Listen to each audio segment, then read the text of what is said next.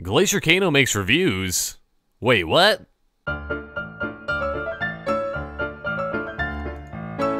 In this special occasion, which may or may not be to compliment a blog for an assignment, I'm actually making a review for a game. Yeah, it happened. So let's get started, shall we?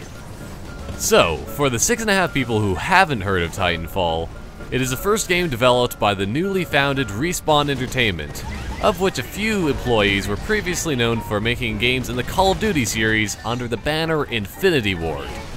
And as you can expect from the name of the game and from the developers, there'll likely be a bit of shooting and giant mechs around in Titanfall.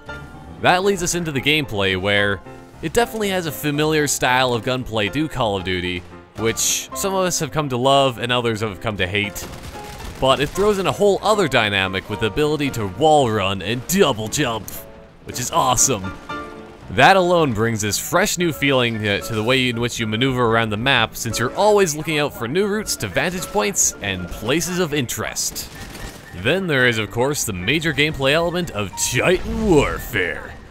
After fighting on the ground for a couple of minutes, you'll be able to call down a Titan mech to help you in battle.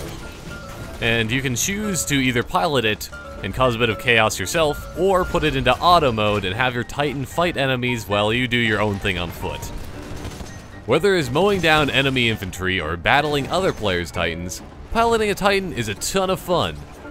Especially since there are a great amount of strategies and weapons to use when in these monstrous mechs.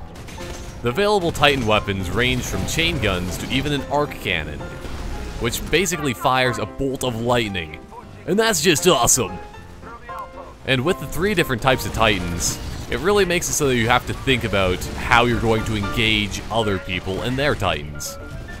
While there is a nice amount of variety when it comes to Titans, the number of infantry weapons available seems to be a little lacking.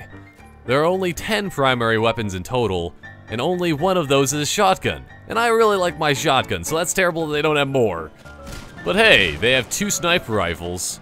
And we all know that sniper rifles are so very useful when running off of walls and getting into close quarters. A really cool primary weapon which they do have in the game, though, is called the Smart Pistol. Basically, you aim in the general direction of your enemies and the gun locks onto them for quick and easy kills on the AI grunts and specters. But it takes a little longer to lock on your human adversaries in the match, which still makes the gun a bit of a challenge to use. The achievement list in Titanfall is fairly standard with the get to level 25 style of achievements and so on, but there are also a few on the list which change the way you look at things in the game and how you play. An example of this would be the Death from Above achievement, where you have to crush 5 enemies cumulatively from your Titan falling out of the sky onto them. It's just a brilliant idea, and I think it's a lot of fun to go for. The list seems pretty obtainable all in all from playing the game a ton, so that's a pretty good thing for all of us achievement whores. Any small victory has been offset by the IMC's superior numbers, with reinforcements arriving daily from Demeter. I believe we can bring the fight to them. So basically, the story is all about how the IMC is the greatest, but they keep getting attacked by the horrible militia scum. Or maybe that's just me.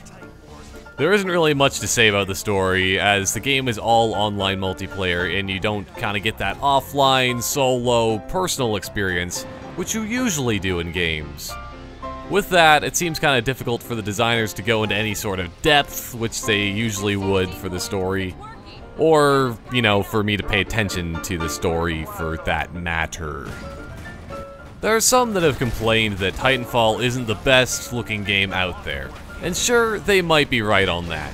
However, the game looks very clean and I don't find any texture pop-ins or any real flaw in them. So I personally don't find any issue. It's still a great looking game and it runs really well. The sound effects and audio in general in Titanfall are just fantastic. If you're playing this with a good quality headset or good quality speakers, if those exist, you can really hear all the effort that Respawn Entertainment put into each gunshot and mechanical movement of the Titans and so on.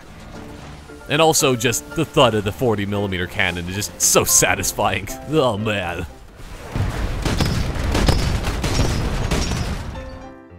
So overall, Titanfall is an inhalation of fresh bacon for the first-person shooter genre.